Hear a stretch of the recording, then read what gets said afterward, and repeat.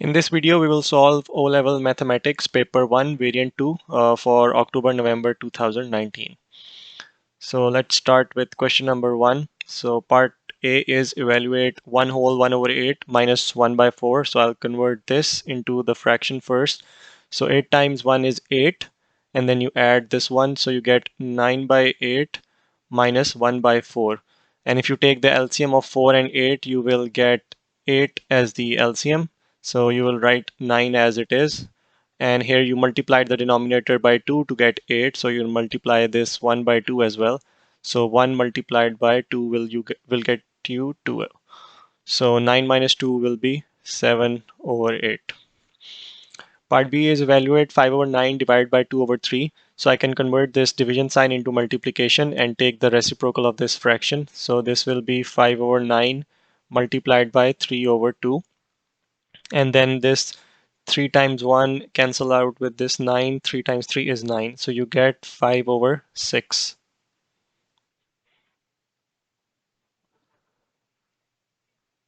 So question number 2 is write these values in order starting with the smallest.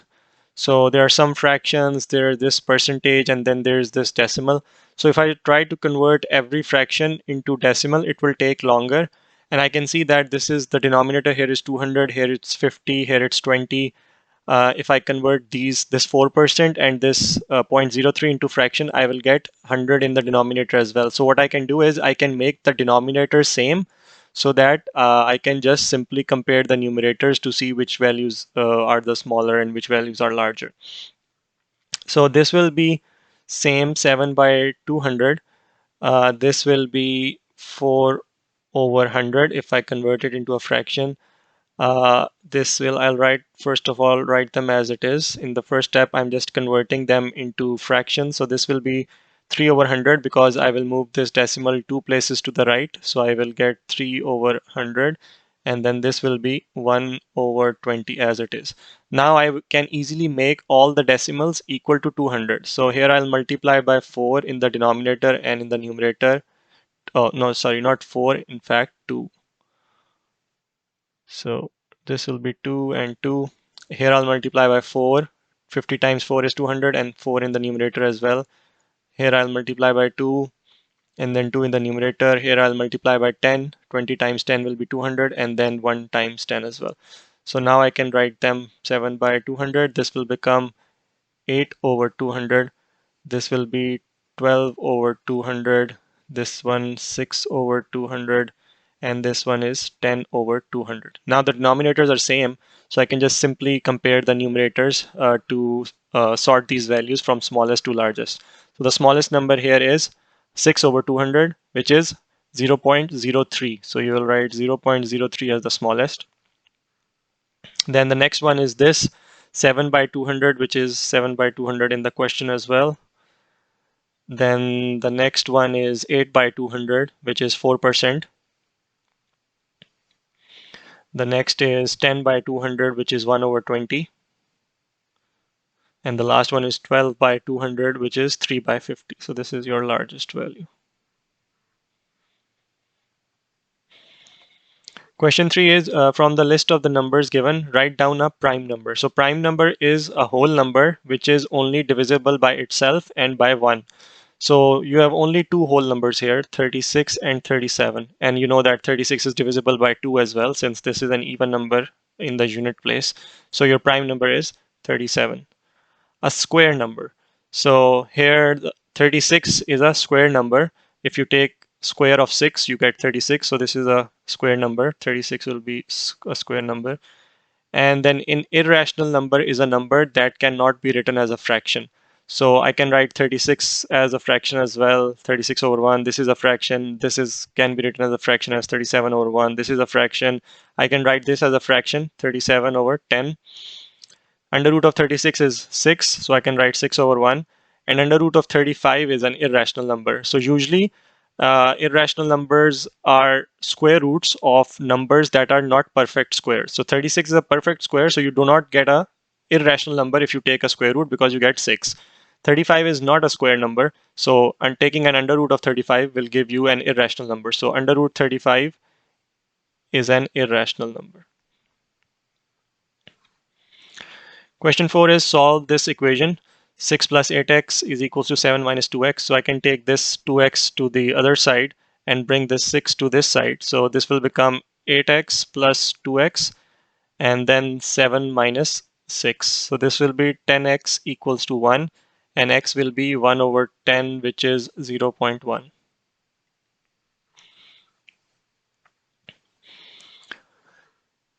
Question number 5 is you have to factorize 49 minus 9t square. You can see that 49 is a square number as well as 9. So you can use the property a square minus b square equals to a plus b into a minus b. So I can write 49 as 7 square and I can write 9t square as 3t whole square.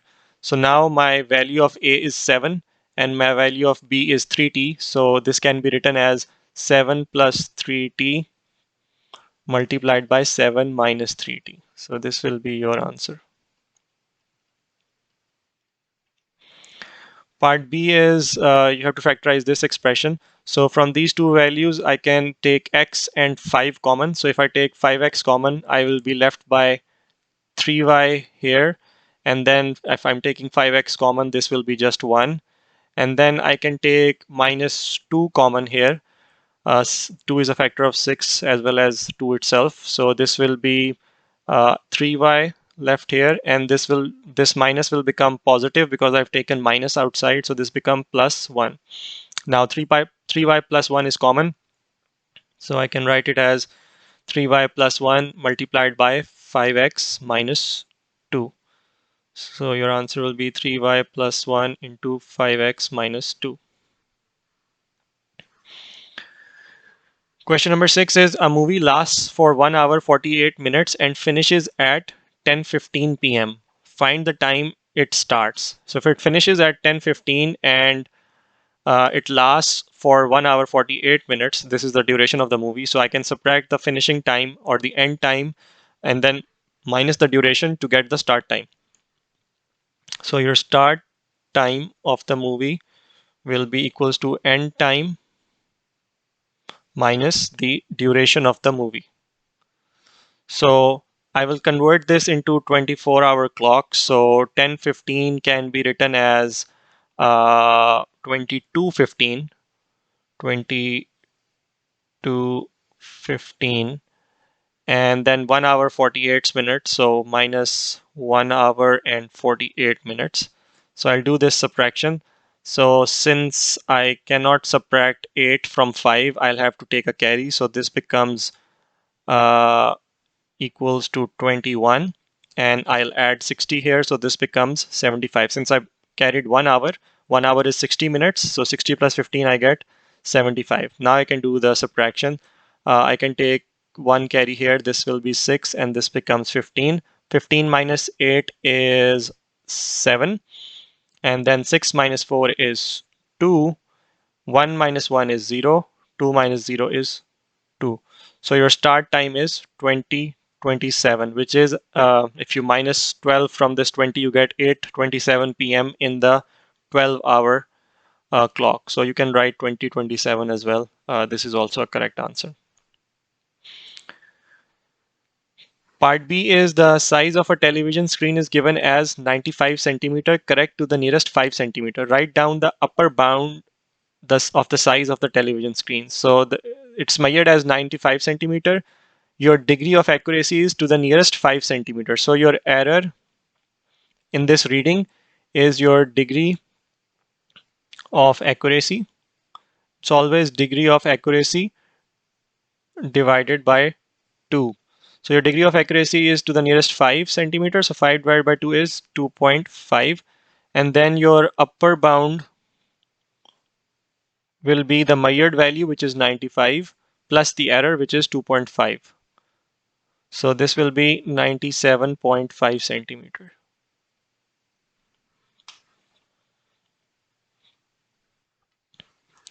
So question number 7 is the diagram shows a circle at its center and two chords of equal length. So these chords are of equal length. The diagram has one line of symmetry. Draw this line of symmetry.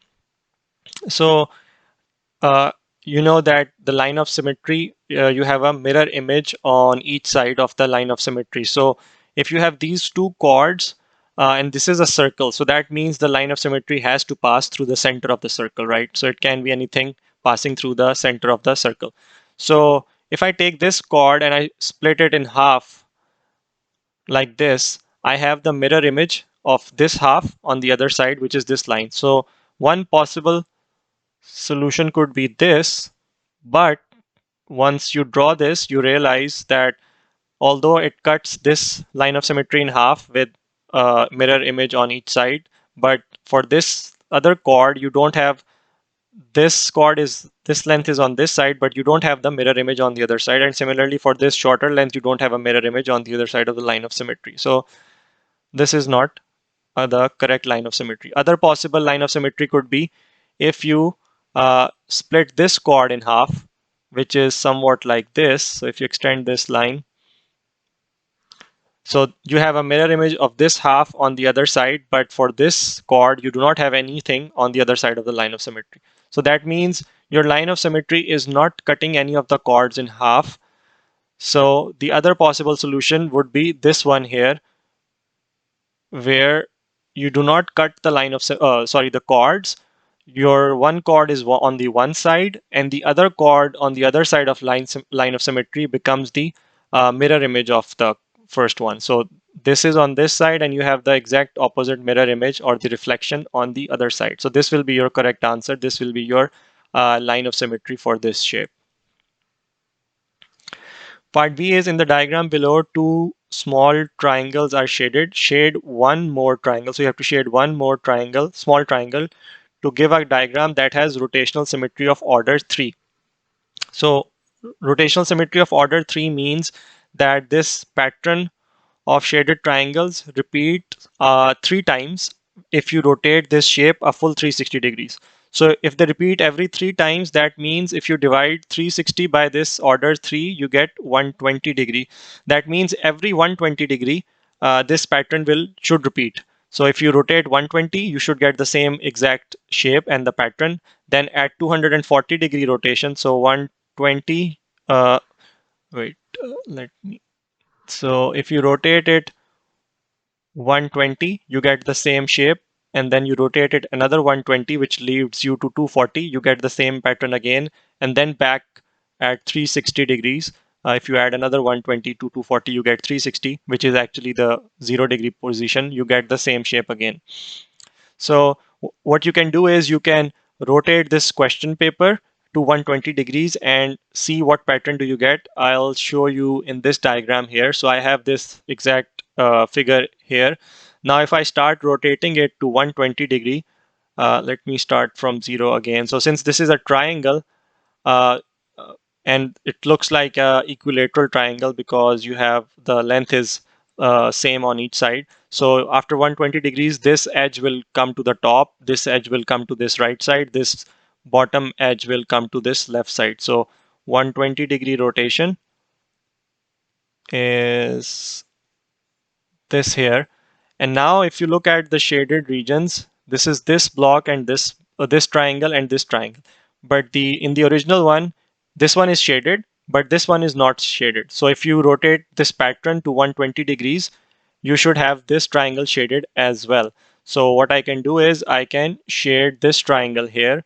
So let me actually shade it here. So this is the one that we need to shade. So this one here gets shaded.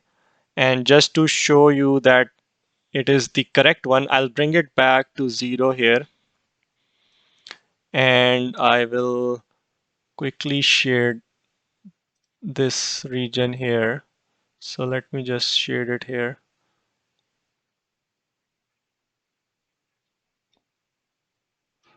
So let's say this is the shaded. Now, if I rotate it to 120 degrees, so if I rotate 120 degrees like this, now if you look at this, you have this, and this shaded in the original shape, and after 120 degrees, you have the same triangles shaded as well. So the pattern is repeating after 120. Now if I rotate it to another 120, which is at 240, you can again see the same three uh, triangles are shaded, and the figure looks exactly the same as in the original orientation. And then back to 360, which is also 0 degrees, I get back the original shape. So every 120 degrees, your pattern is repeating. So what you can do is you can rotate your question paper to whatever degrees that you calculated, depending on the rotational symmetry order. So you rotated 120. So this was the original shape. And then you rotated 120 degrees like this. And you realize that this is the missing one, because after 120 degrees, the shape that you get is you have this is the one that you need to shade because it was missing in the original diagram. So if you have to make the pattern repeat, you need this shaded on this right side, because after 120 degree rotation, you saw that this was shaded here. So then once you have shaded, you can actually double check like I did, rotating every 120 and then 240. You should get the exact pattern repeating again as in the original diagram after you had shaded the one triangle. So this is how you solve these types of problems, by first uh, calculating the degree after which the pattern should repeat, which is basically 360 divided by the rotational symmetry order. It gives you the degree value after which the pattern should rotate, and then rotating your question paper, or like I rotated the diagram here, and then seeing which ones are the missing triangles here. So this will be the one that you need to shade. Question number 8 is, by writing each number correct to one significant figure, estimate the value of this. So here the first significant figure is the first non-zero value, which is this 3. And then the next value is greater than or equal to 5. So I'll round this 3 up to 4. And then the rest of values will be 0. So this will become 40. Similarly, here 8 is the first significant figure, and the next one is the 9, which is greater than or equal to 5. So I will round this 8 up to 9, and the rest of the values become 0. So this is under root 9. Here, this is the first non-zero value if you start looking from the left. The next value is 0, so this will not be rounded up. I'll round it down. This will remain as it is, which is 0.6. And the rest of the values all will be 0, so this will be 0.6. So then you can calculate, under root of 9 is 3. So 40 times 3 divided by 0.6. And then 4 3s are 12, 120 divided by 0.6. And then I can remove this decimal by multiplying by 10 here. And then I'll have to multiply in 10 in the numerator as well. So this is 1200 divided by 6, which is 6 times 1, 6 times 2 is 12, and then 0, 0. So your answer is 200. Question number 9 is, a map has a scale of 5 centimeter to 2 kilometers. Part A is the actual distance between two mass is 14 kilometer. Calculate the distance in centimeter on the map between the two mass. So you have a ratio here where centimeter ratio kilometers. So 5 centimeters is how many kilometers? 2 kilometers. And you have to find, you're given 14 kilometers, you have to find the value in centimeter. Let's call this x. So since it is directly proportional, because if you increase the value in centimeters on the map, your values in kilometers will increase as well. So you can cross multiply here to get the equation. So this will become equal to 2x would be equals to 14 times 5, and then x would be equals to 14 times 5 divided by 2. So 2 times 1 is 2 and 7 times is 14. So 7 times 5 is 35. So this is 35 centimeter will equal to 14 kilometer. On the map, the surface area of a lake is 50 centimeter square. Calculate the surface area in kilometer square of the actual lake. So now you have to find the ratio of centimeter square to kilometer square. So you're given here 5 centimeter is 2 kilometers. So 5 centimeter is 2 kilometers. So if I do centimeter square to kilometer square, that means I can take the square on both sides. So this will be 5 square ratio 2 square. So this will be 25 ratio 4. So 25 centimeter square is 4 kilometer square. And then you have to find what is the value in kilometer square of 50 centimeter square. So 50 centimeter square, and the unknown value is kilometer square. I can call it x. And then again, similarly, it is directly proportional. If you increase the area on the map, the actual area also increases. So you will cross multiply. So 25x equals to 50 times 4 is 200. So x would be 200 over 25, which is equals to 8. So 8 kilometer square will be your answer. Write the scale 5 centimeter to 2 kilometers in the form 1 ratio n. So first we need to convert this 2 kilometers into centimeters. So 2 kilometer will be equal to 2 into, so first converting kilometers into meters, I multiply by 1000 because 1 kilometer has 1000 meters, and then 1 meter is 100 centimeters. So this will be 2 and then 1, 2, 3, 4, 5 zeros. So 200,000. So 5 centimeter is 200,000 centimeters. So since we want the ratio in 1 ratio n, I will divide by 5 on both sides. So 5 divided by 5 will be 1, and 200,000 divided by 5 will be 5 times 4 is 20. And then this, how many zeros are left? 1, 2, 3, 4. So this will be 40,000. So 1 ratio 40,000. Question 10 is y is inversely proportional to x when x equals to 2, y equals to 2t. So y is inversely proportional to x. That means y is directly proportional to 1 over x. So this means y equals to some constant k over x. Find that an expression for y in terms of t when x equals to 3. So first we need to find the value of this constant k in terms of t. So you're given that when x equals to 2, y equals to t. So y equals to t when x equals to 2. So this gives you k equals to 2t. So your equation becomes y equals to k over x is 2t over x. Now you have to find when x equals to 3. So when x equals to 3, y would be equal to 2t over x, and x is 3. So this is 2t over 3. Oh, 2t over 3. So this will be your final answer. So next question is express 4500 multiplied by 1000 square in standard form. So your standard form is a into 10 power some power n here, where your value of a is greater than equal to 1 but less than 10. So since you have to represent it in terms of some power of 10, we can convert this 1000 into 10. So we know that 10 cube is 1000. So I can write this as 4500 into 10 cube, which is 1000, and then whole squared, this squared as it is.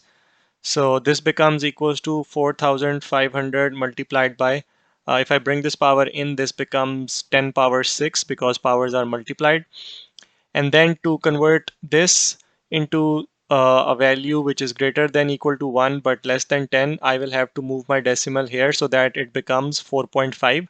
So I'll have to move my decimal 1, 2, 3 places to the left. So 4.5 into 10 power. So if I move my decimal to the left side, I increase the power of 10. So I moved it 1, 2, 3.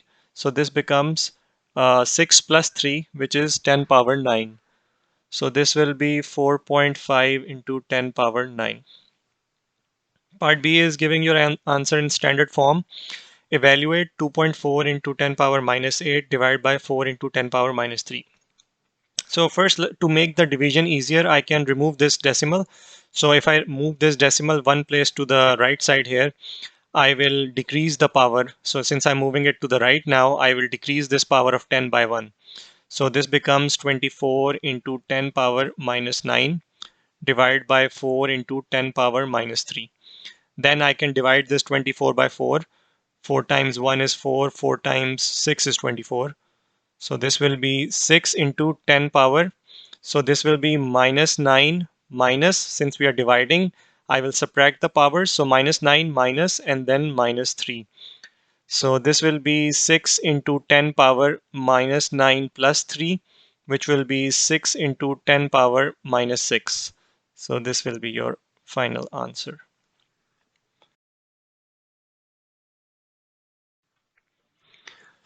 Question 12 is a polygon has 12 sides. Calculate the sum of the interior angles of this polygon. So you know the formula for the sum of interior angles of polygon of any n-sided polygon is n minus 2 into 180. So here your n is 12 because this polygon has 12 sides. So you'll substitute 12 here. So this will be 12 minus 2 into 180. This becomes 10 into 180, which is 1800. So the sum of the interior angles of this polygon is 1800.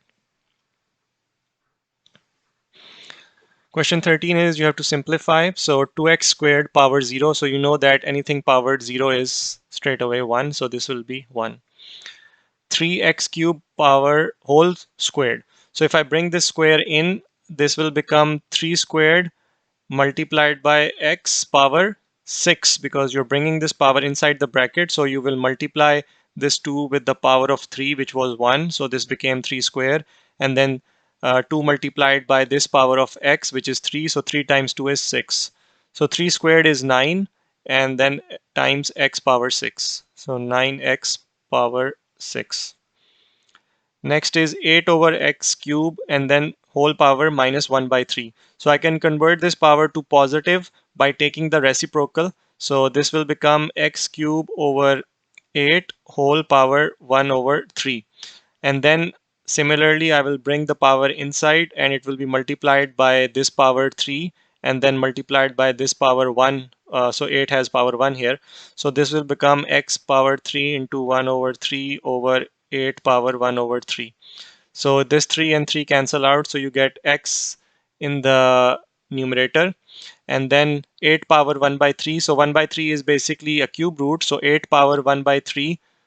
So let me actually write this so that it looks like a power and not a fraction. So 8 power 1 over 3.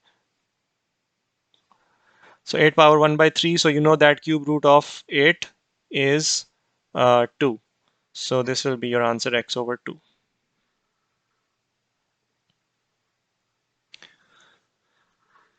Question 14 is the temperatures in degree Celsius of 120 people were measured. The results are summarized in the cumulative frequency diagram below. So this is your cumulative frequency curve.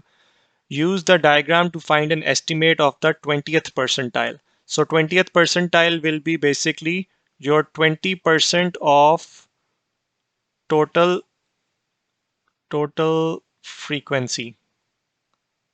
So which is 20 over 100. So I can write 20%, 20 over 100 multiplied by the total frequency here is 120 because the total people in this study were 120. So 120 people. So I can cancel these zeros out, this one with this one. So 12 times 2 is 24. So this is 24. So now you have to find the value at frequency value of 24, which is the 20th percentile. So the 20th percentile of 120 is 24. So each small box here represents a value of 2. So this is 20. One box above would be 22, and then this will be 24. So this is the line that I will draw, which represents the frequency value 24, cumulative frequency value of 24. And then I'll see where it intercepts the graph. So this is where it intercepts the curve.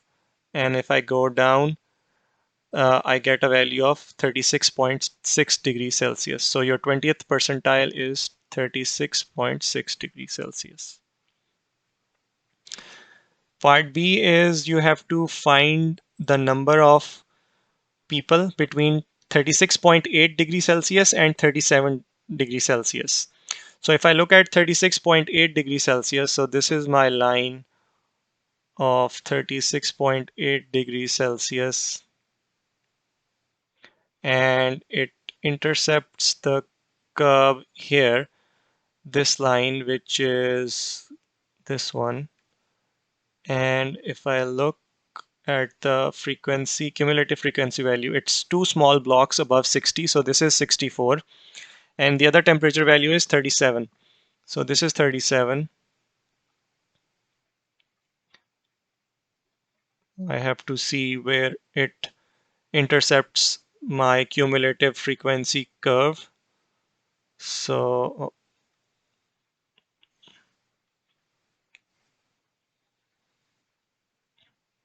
it's intercepting at this value, which is 100. So since this is a cumulative frequency curve, so this means there are 100 people who have a temperature of 37 degrees Celsius or less. And there are 64 people who have a temperature of 36.8 degrees Celsius or less. What you are looking for is the number of people who have a temperature between these two values. So you're looking for people between these two values. So that will be the difference of these two values, which is the number of people here. So that will be 100 minus 64, which is 100 minus 60 is 40, and then 36. So this is 36, the number of people who have a temperature between 36.8 and 37 degrees Celsius. So if you're looking for a range like this, you always subtract values for the cumulative frequency curve, because cumulative frequency curve gives you the value or the number of people in this case who have a temperature of 37 degrees Celsius here. So 100 is the number of people, all the people who have temperature less than 37 degrees Celsius. And then 64 here gives you the number of people who have temperature 36.8 or less. So to find the number of people between these two temperatures, you subtract this 100, this 64 from this 100. So 100 minus 64 gives you 36.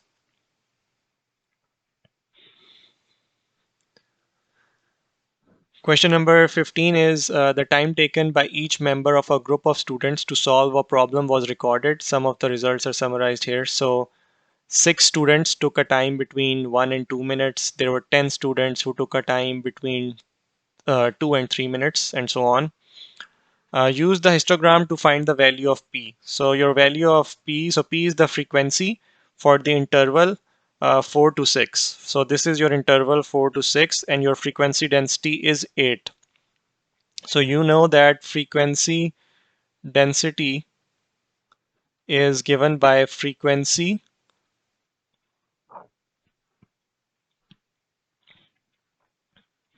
So frequency over interval length.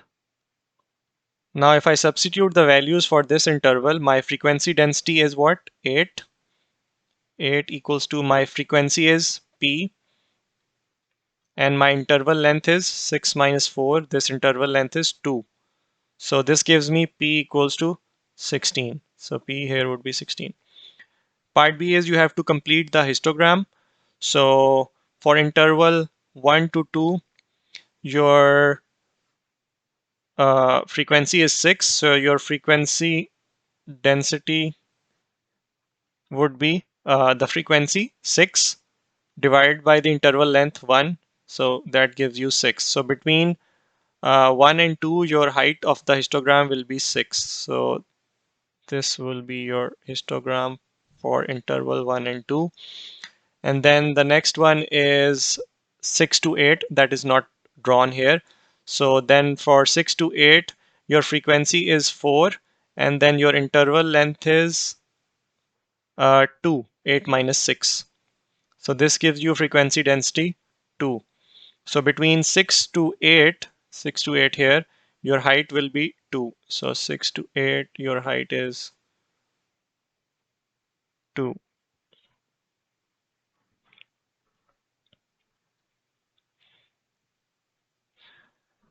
Question number 16 is, in the diagram, AP, BQ, and CR are the bisectors of the angles of triangle ABC. So this line is the angle bisector of ABC angle. So if this is 31, this is 31 as well.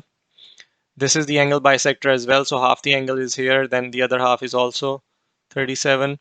And this is 22, so this will be 22 as well, because all these three lines are angle bisectors. You're given the angles, calculate angle POC. So POC is this angle here. Now, if I look at this triangle AOC, so this triangle AO and then C here. So, oops.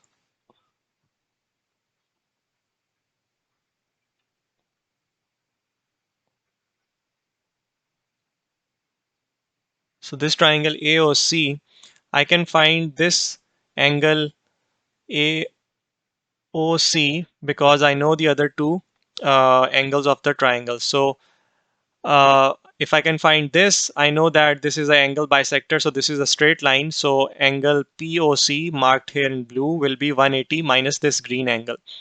Or you can also say that angle POC is the exterior angle of triangle AOC, where this angle would be simply the sum of the other two angles, which is 37 plus 32. So both ways will give you the same angle value. If you use the exterior angle property to get this angle directly by adding the other two angles of the triangle, or if you find this green angle first by adding these two, and then 180 minus the sum of these two will give you this green angle, and then 180 minus this green angle will give you this blue angle. So I'll just simply use the exterior angle property. So my angle POC will simply be that a sum of the other two angles of the triangle, which is 37 plus 22, which is 30 plus, so this gives me 59 degree. If you want to use the other method, I can quickly do that as well. So angle AOC plus 37 plus 22 is 180 because these are the sum of the interior angles of a triangle. So AOC will be 180 minus 59, 180 minus 59, which is equals to 121 degrees. And then if this is 121 degrees, POC POC will be 180 minus 121, which is again 59 degrees. So you can use either of the two methods to find this angle POC. Part B is, in the diagram, shade the region containing the points which are nearer to AB than AC. So let me actually erase all of this stuff here. So we know that, so this is the line AB and this is the line AC. So it's nearer to AB compared to AC. So this is the angle bisector of angle BAC, this here blue line. So if this is the angle bisector, that means all the points on this line are equidistant from line AB and line AC, the two lines that make up this angle. So if the point or the region containing the points which is nearer to AB than AC means this region on the left side of this angle bisector is closer to AB compared to AC. So we are looking at the on the left hand side of this line AP here. And then the region is also and nearer to CA than CB. So CA is this line here and CB is this line here.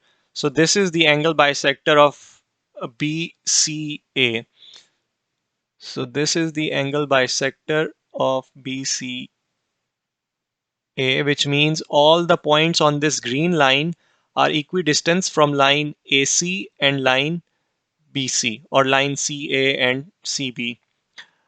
So if the region is, we have to shade the region which is closer to CA.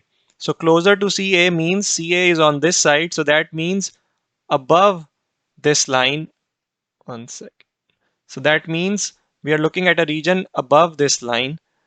And we are also looking from the first one nearer to AB than AC. Nearer to AB than AC means to the left of this line. So it's closer to AB and closer to AC, means above this and left of this. So this is your region here.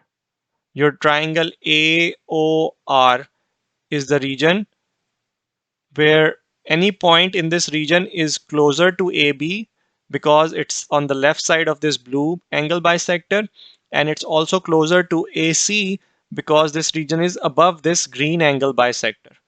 So that's how you will shade this region. Your correct answer is this region represented by this triangle AOR. So let's move on to the next question. Question 17 is a bag contains two white beads and one black bead only. Two beads are taken at random without replacement from the bag. So let's say this is your bag here, and then you have one black bead. So there is one black bead and two white beads. So there are two white beads. So you have to complete the diagram. You are taking two beads at random without replacement. That means when you take out the first bead, you do not put it back before taking out the second bead.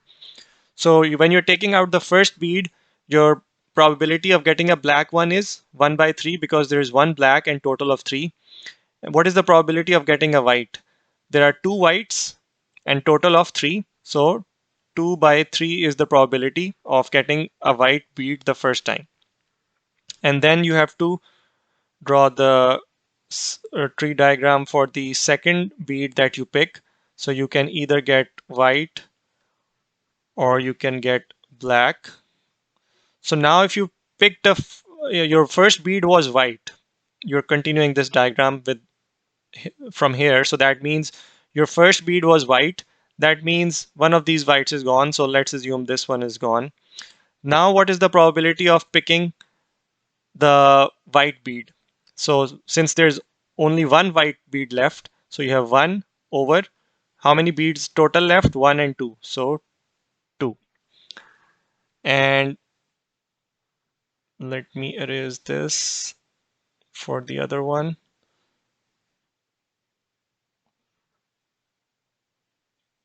Still assuming, we're still looking at the second bead. So you've picked the first one was white. So what is the probability of getting black? How many blacks are there? 1. And how many total are there? 2. Because you've already picked one white. So total left are 2. So this is how you'll complete this half. Now let's start with this one where you have picked the first one, which was black. So you'll continue it like this. So now again, you can either pick a white or you can pick a black. Now uh, you have picked the black one the first time. So you have two whites and you have picked the black one in the first attempt. So the black one is gone. It's no longer in the bag. What is the probability of getting a white? Which is there are two whites and there are total of 2, which means 1. So if there was only one black one which you have already picked, that means the probability of picking a white is 1. And then what is the probability of getting a black given that you have already picked black in the first one? So you've got the black out already. How many blacks are left? 0. 0 blacks left, and there are total of 2 beads. 0 over 2 is 0. So you will get 0 here. So this is how you will complete this probability tree diagram. Part B is write down the probability that 2 black beads are taken. So how will you end up with 2 black beads? It is through this route here. So you pick the black in the first try, and then you also pick a black in the second try. This is the probability that 2 blacks are taken. So probability of black and black. Black in the first try, black in the second try. So that will be 1 by 3 multiplied by this 0 here. So you get 0. So you have 0 probability that that 2 black beads are taken. And intuitively, if you think about it, if you have only one black bead in the bag, you obviously cannot pick 2 black beads. So the probability is 0.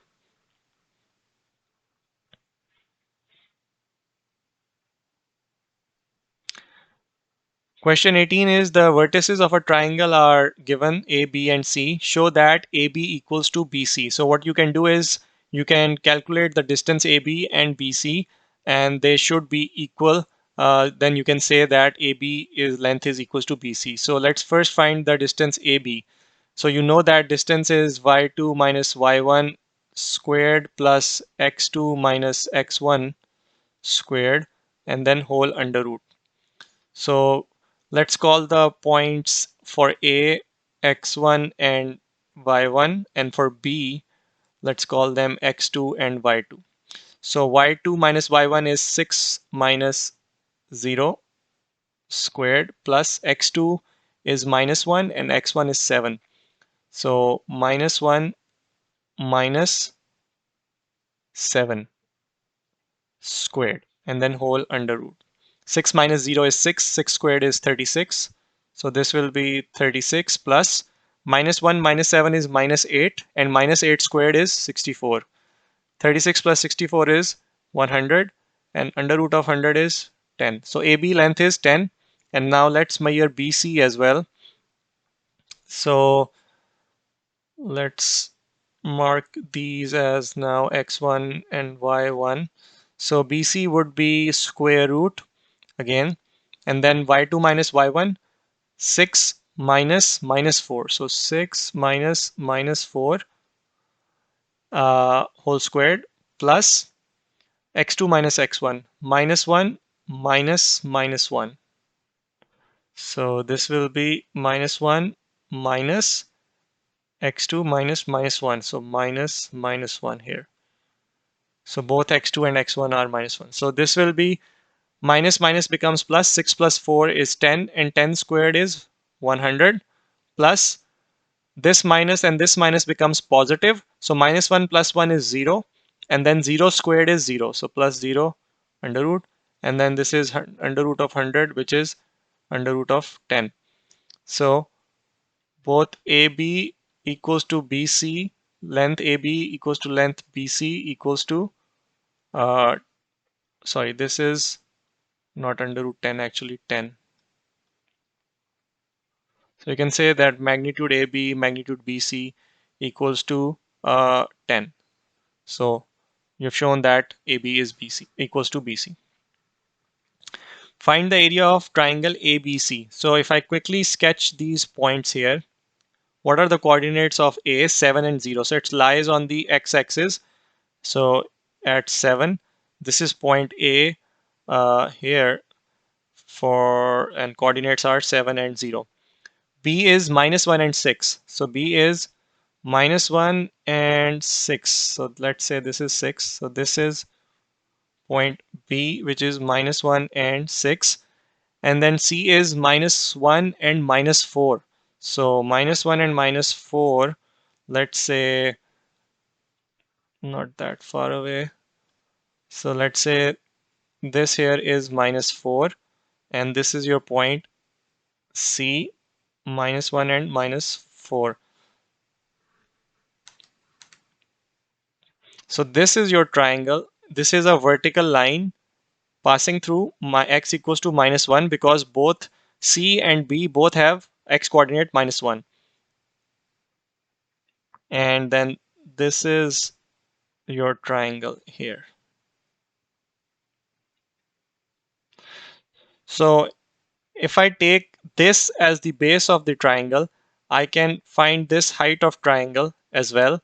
I know that A is 7, 0, and this line here is passing through minus 1. So let's call this base and let's call this height. This will be my height. So this is the height of triangle, 90 which is basically a 90-degree height. So this height here along the x-axis. So what is the base? Base is basically the distance, this distance here. So I can easily calculate this distance because this is a vertical line. I simply have to subtract the y coordinates. So y coordinates are 6 minus minus 4, which is 10. So this length here is, this height here, this base here is 10.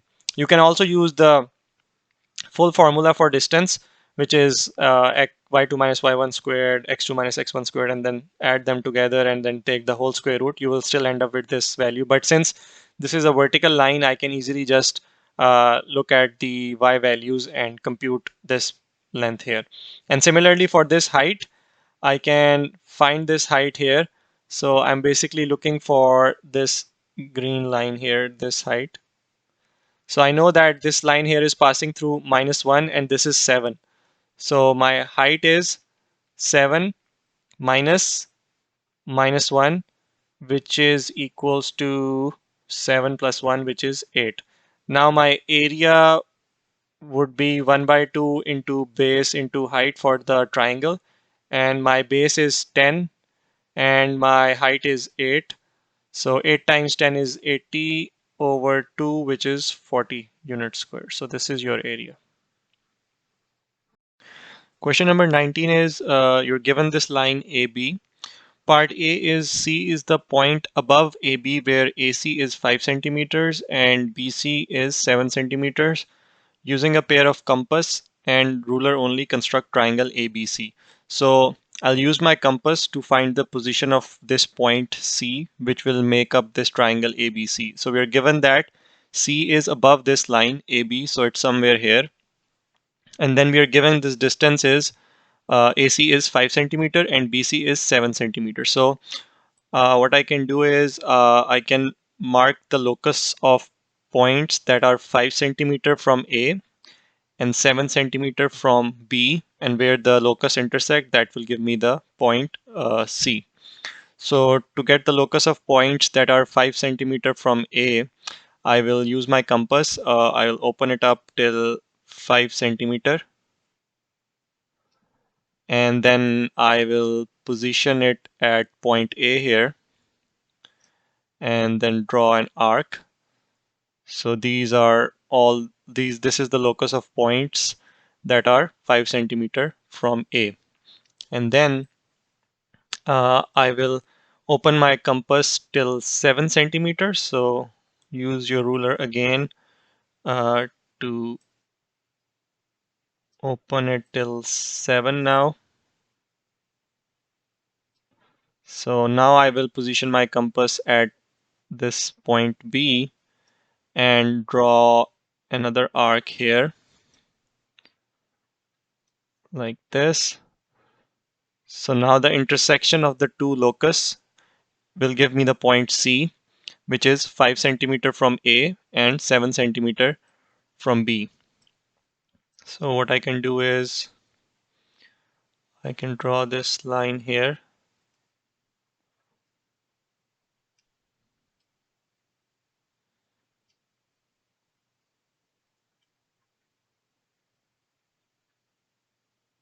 This will be AC.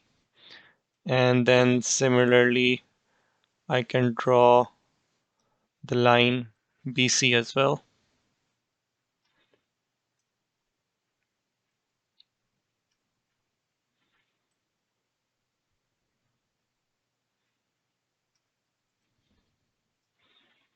So this will be your point C here. So let me actually mark it as point C. Part B is D is the point below AB where BAD is 28 degrees and ABD is 96 degrees.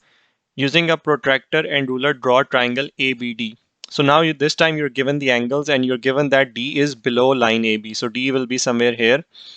Now you're given the angles. So angle BAD. So BAD is 28 degrees. So I can use my protractor here, center it at this point A, and let me rotate it. So here my 180 degree line is 0 degrees because I'm measuring this angle BAD here.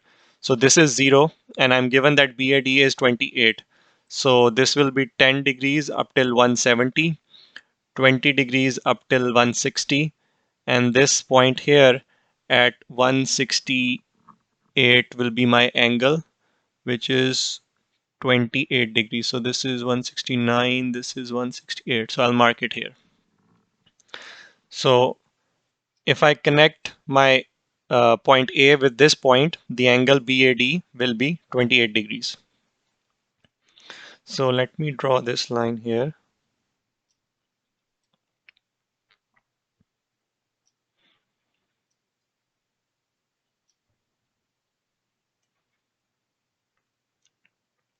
I'll stretch it a bit longer because I don't exactly know where the line BD will intersect this line. So I'll just stretch it a bit longer.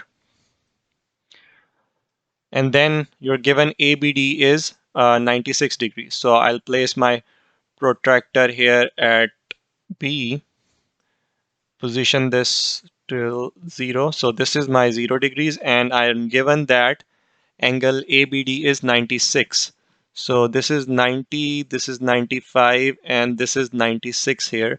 So I can actually mark 90, 95, and 96 is this point.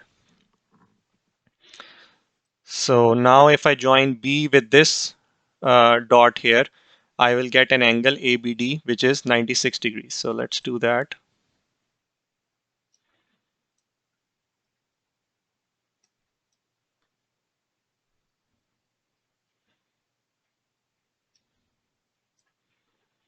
So this will be your point D. This angle here is 28 degrees, and this angle here is 96 degrees, and this is your triangle ABD. So that's how you will draw these two triangles. So question number 20 is, in the diagram, the points A, B, C, D lie on the circle with center O. You're given two angles, ACB 69 degrees and DCA, which is 34 degrees. Part A is find angle ABD. So this is your angle ABD that you need to find, and it's subtended by this arc here, which is this arc AD. So this is the angle that you're looking at.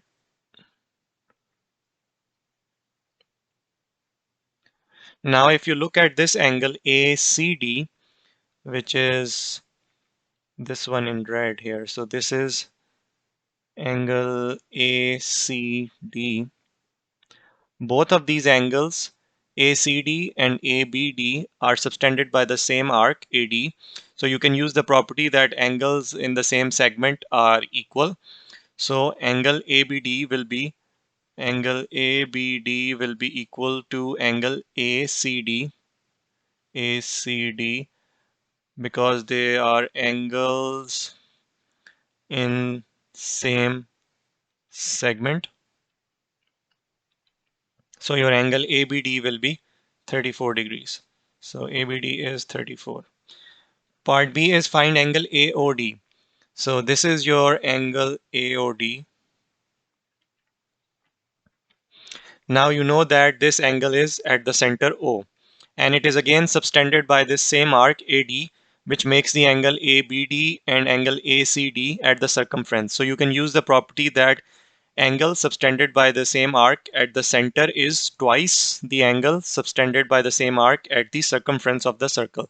So angle AOD will be 2 times angle ABD, which is 2 times 34, which will be 68 degrees. So angle AOD will be 68.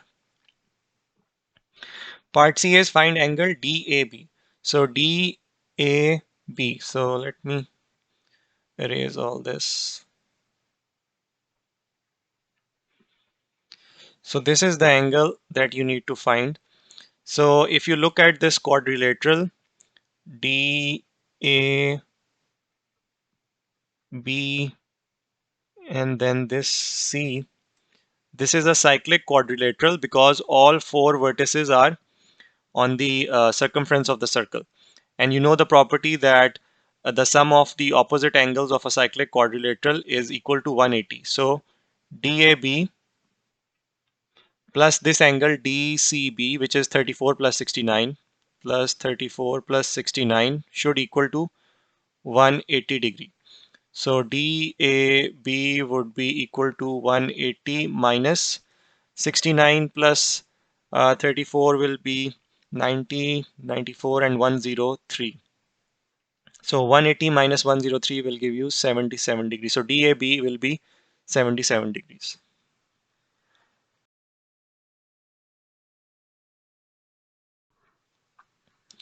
Question number 21 is the diagram shows points O and C and vectors P and Q. So this is your vector P and this is your vector Q. Given that OA equals to 2P, mark and label the point A on the diagram. So OA is 2p. So this is p, and if I want to get to the point which is represented by 2p, so OA is 2p. So I'll just extend this vector p once more. So if I extend it once more, I will end up on this point. So this will be my point A. So this vector here is p as well. So this will be OA will be p plus p using the head to tail rule. So this will OA will be 2p. So since you only have to mark the point, I will erase this here. So this is your point A. Then you're given that OB is P minus 2Q. Marked and label the point B on the diagram. So again, using the head to tail rule, OB is P minus 2Q. So you're already given P. So this is P. You end up here. Then you have to go minus 2Q. So Q is in this direction and it's 2 units. So minus Q will be 2 units. And then minus 2Q will be another 2 units. So this will be minus Q. And then this will be another minus q. So this is minus q. So let me write this cleanly. So p minus q minus q. So p minus q is p minus 2q, and you are given that OB is my p minus 2q. So this will you will end up here using the head to tail rule. So this will be your point B. So I'll just erase this. Part C is express OC in terms of P and Q. So your O is here and your C is this point here. So if you extend this vector Q by another Q, so this will be Q as well. So this O till this point will be 2Q. And then if you have to end up at C, you know that your vector P is this one. So vector P will, if you add P here, you will end up here. But if you minus P, which will be in the exact opposite direction, so minus P will make you land exactly on this point C. So this is, sorry, this is minus P. So minus P from this point, you go minus P, you will end up at C.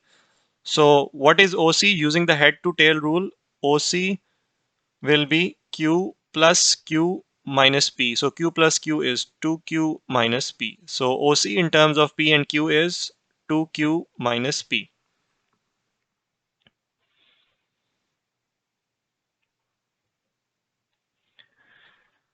Question 22 is water drips from a tap into a container which stands on a horizontal surface. The container is a cuboid with base 5 centimeter by 4 centimeter. The volume of each drop of water is 0.08 centimeter cube. Calculate the change in water level caused by 400 drops. So basically you have to find the height of water in the container after 400 drops have dropped into this container. So after 400 drops, you will have a water level something like this in the container. So you have to find this height of water. Let's call this h. So what you need to do is first find the volume of the 400 drops of water. Then if you know the volume of 400 drops of water, you can use the volume of cuboid, which will be 5 times 4 times the height, and then equate it to the volume calculated to get this height of water. So let's first find volume of 400 drops. So we know that each drop is 0.08 centimeter cube. So 400 drops will be 0.08 times 400. So this will be 32 centimeter cube. Two zeros, I can move the decimal 2 place to the right, and then it will be 8 times 4, which is 32. And then you know that volume of 400 drops is equals to 5 times 4 times this height. 5 times 4 times this height h, and you have already calculated this. This is 32 and this is 20 h, and then h will be 32 over 10. Oh, sorry, 32 over 20. 32 over 20. Then if I divide this by 2, I will get 2 times 1, 0, and 2 times 16. So I get 16 over 10, which is 1.6 centimeters. So 1.6 centimeters. So after 400 drops have dropped into this container, this height of water or the water level will be 1.6 centimeters. So this is the change in water level caused by 400 drops. So it went from no water, which is 0 height, to 1.6 centimeter in height.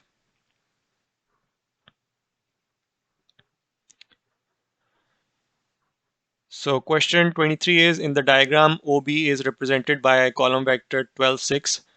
Show that the gradient of OB is 1 by 2. So this is your line OB, and it is represented by this column vector 12, 6. So you know that once you write any position of any point in terms of a column vector, your value on top is the x value and the value at bottom is the y value. So that means the coordinates of B are this will be 12, and here this will be 12, and this will be 6. So gradient is what? Change in y, change in y or vertical direction divided by change in x. So if you go from 0, 0, this origin, to this point, what is the change in y? It is 6 over change in x is 12. So if you simplify this, you get 1 over 2. So we have shown that the gradient of OB is 1 over 2. AP is parallel to OB. AP is parallel to OB, and AP is P2. So this line here, AP, is represented by this vector. AP is represented by P2.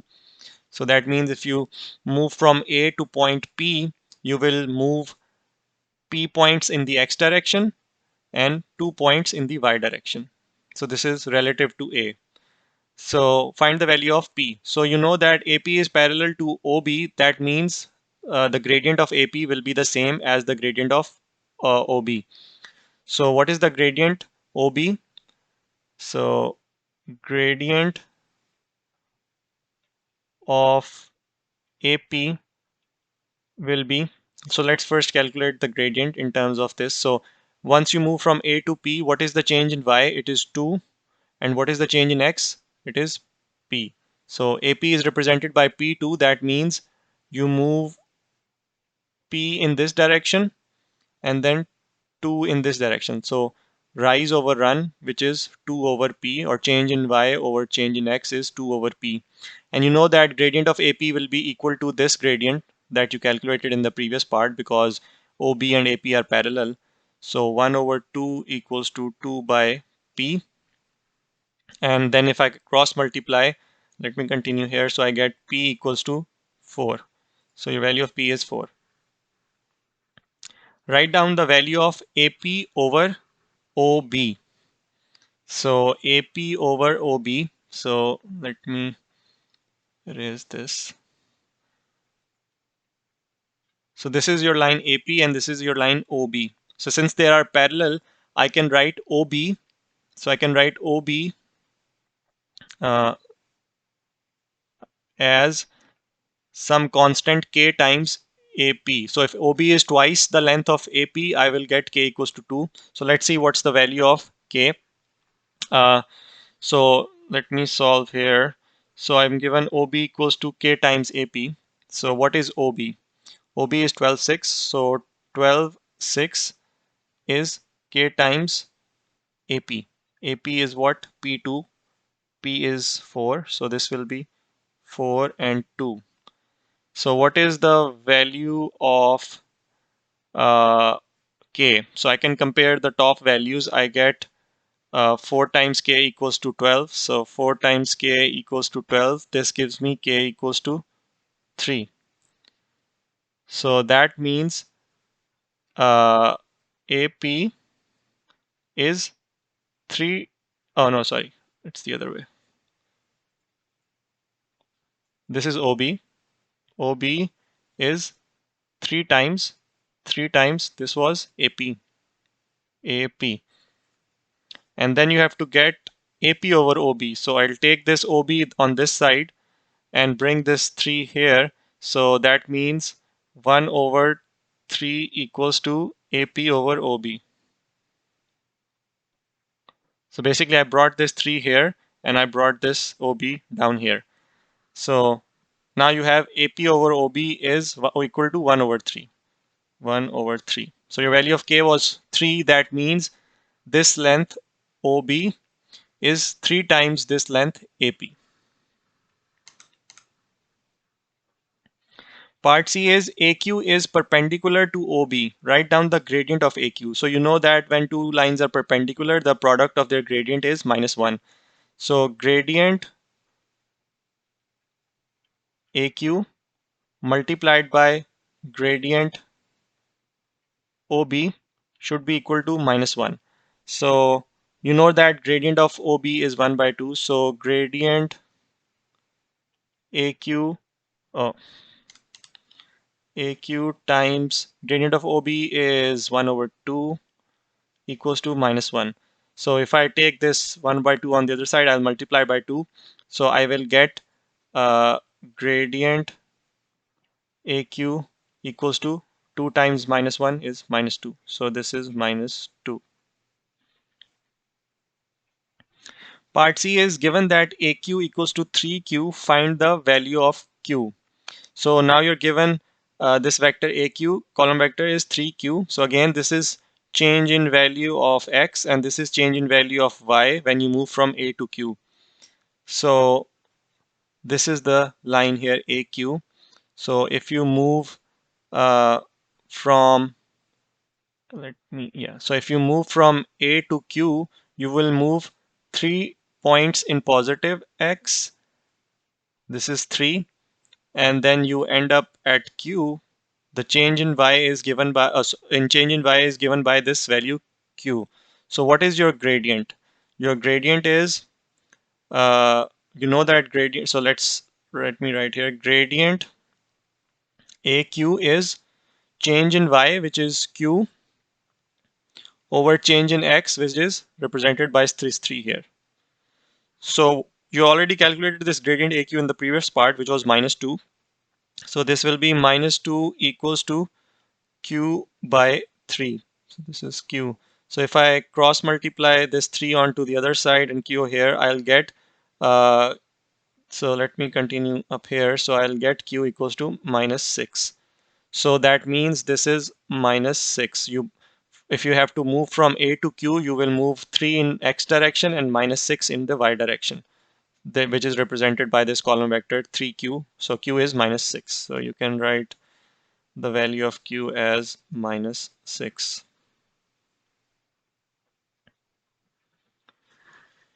Question number 24 is express this expression as a single matrix. So I can multiply these scalar quantities inside. So if I bring this 3 inside, this matrix will become 3, -3, 0, and 3 times 2 is 6. And then minus, if I bring this 2 inside, I'll get -2, 2 times 1 is 2, 2 twos are 4, and 2. Now I can subtract these two matrices. So 3 minus -2. That means 3 plus 2 will be 5. -3 minus 2 will be -5. 0 minus 4 will be -4. And 6 minus 2 will be 4. So your answer will be 5, -5, -4, and 4. Part B is find the inverse of this matrix given here. So inverse will be equal to 1 over the determinant multiplied by the adjugate. So you know that determinant is basically you multiply these two values. So 1 by 2 multiplied by this one. So 1 by 2 multiplied by this one, and then minus the product of these two. So minus 1 times 0. 1 times 0 is 0. So this will be determinant will be 1 over 2. And your adjugate is simply you swap these two values, their positions, and change the sign of the other two values, these two values. So let's write down the inverse. Inverse would be 1 over determinant. So 1 divided by 1 over 2 multiplied by the adjugate. So I swap these values, 1 comes here and 1 by 2 moves here, and then change the sign of the other two. You get -1 and -0 is still 0. So if I change this division sign to multiplication, this becomes 2. So this becomes 2 times 1 -1 0 1 by 2. I can bring this 2 inside, so let me continue here. So if I multiply multiply the scalar 2 inside, I'll get 2 -2 0 and 1 0 and 1. So your inverse is 2 -2 0 and 1. Part C is find the matrix X such that X times 3 2 is this matrix 6 -3 4 -2. So after you multiply these two matrices, what do you get? You get a 2 by 2 matrix, and uh, you're multiplying this matrix. So this is 2 by 2. This is so this is 2 rows 2 columns, so 2 by 2. So this is 1 row and 2 columns, so this is a 1 by 2 matrix. And then X is unknown. So you know that you can only multiply two matrices if the number of columns in the first matrix is equal to the number of rows in the second matrix. So how many rows are there in the second matrix? 1. So how many columns will be there in X? 1. And then you have to find the number of rows, which will be 2, because your final answer is a 2 by 2 matrix. So remember that once you multiply two matrices, so if I'm multiplying a 2 by 1 matrix by 1 by 2 matrix, these column of the first is equals to the number of rows of the second. So that means you can multiply them, and if you cancel these out, what you're left with is 2 by 2. So you know that your answer will be a 2 by 2 matrix, which is in this case a 2 by 2 matrix. So that's how you will determine the dimensions of X, like how many rows and columns it will have. First, you will equate the columns of the rows of the first matrix is 1. So X must have one column, otherwise they cannot be multiplied, right? And then since your answer is a 2 by 2 matrix, so these cancel out. Your columns are 2, so your rows here must be 2 as well, so that your final answer is a 2 by 2 matrix as well. So 2 rows and 1 columns mean I can write X as, let's say, X and Y. So 2 rows and 1 column. So X, Y, matrix X multiplied by 3, 2 will give me 6, 4, -3, -2. Now if I do this multiplication, what do I get? So this first row multiplied by first column, I'll get 3x. Then this x multiplied by this 2, I'll get 2x. So uh, another good technique here is, so I'm multiplying this first row with this first column, right? So I will get the first row, first column answer here. And then I'm multiplying this first row with this second column. So first row, second column will give me this value, which is the first row, which is in the first row and second column of the answer. So whenever you're multiplying the row with the column, so if you're multiplying second row with the second column, that will give you the value which is in the second row and the second column of the answer after the multiplication. So now I'm multiplying the second row with the first column, which is 3y. So second row, first column will be this one. And then second row, second column is 2y. So second row, second column is 2y. Equals to 6 -3, 4 -2, like this. Now what I can do is I can compare these values and find the values of x and y. So let's compare this 6 with 3x. So 3x equals to 6. This gives you x equals to 2. And compare this 3y with this -3 here. So 3y equals to -3. And this will give you y equals to -1. So x is 2, y is -1. So your matrix x equals to 2 -1.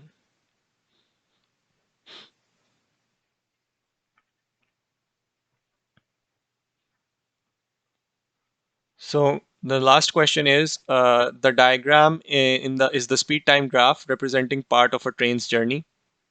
The train slows down uniformly from a speed of 40 meters per second to a speed of 8 meters per second in a time of 10 seconds. And then it accelerates uniformly for the next 50 seconds.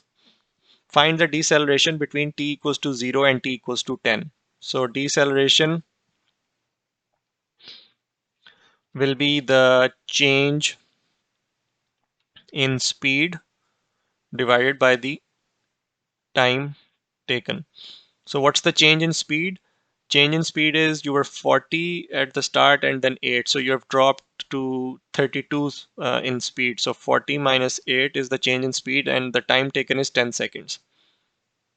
So this is 10.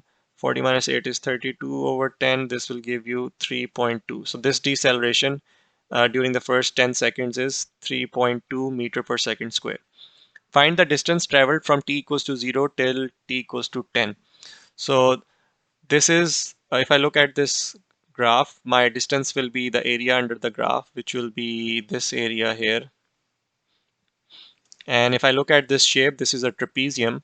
So distance will be the area of trapezium, which is 1 by 2 into, this is the height, which is 10, and the sum of parallel sides. So this one side here is 40.